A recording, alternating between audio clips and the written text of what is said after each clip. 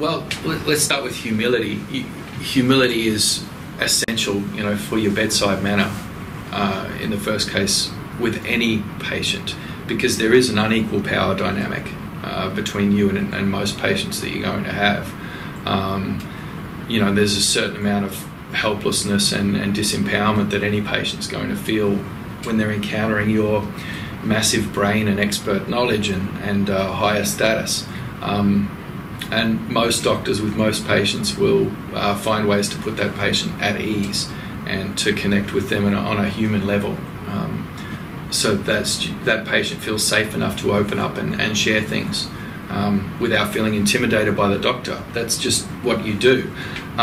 So if you have patients that are coming from a significant position of disadvantage, or they're coming from a non-dominant culture, so a culture that might be quite oppressed in a lot of ways, so there'd already be an unequal power dynamic there, then suddenly that gulf is widened even more considerably.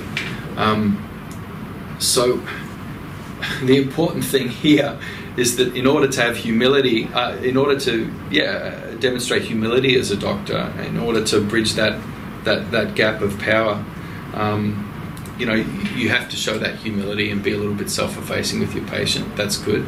But then on that next level, if you're dealing with someone from a minority culture,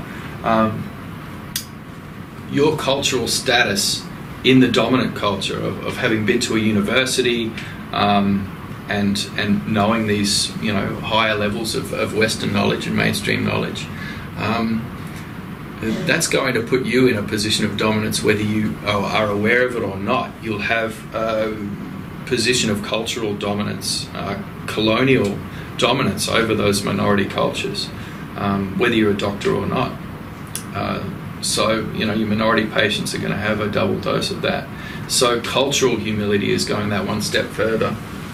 And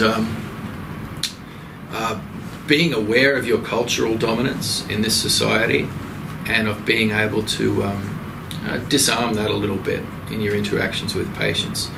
Being humble enough, to know that your culture is not the center of the universe, and so you're not subconsciously giving off those signals of cultural superiority, or you're not unintentionally giving off those signals.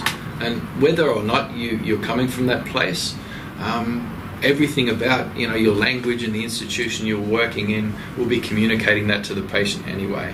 The patient will be perceiving that cultural dominance.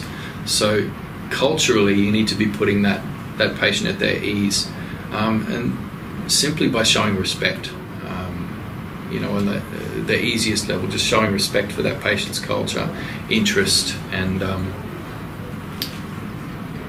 communicating in simple and symbolic ways that you don't believe yourself to be in a position of cultural superiority over that patient.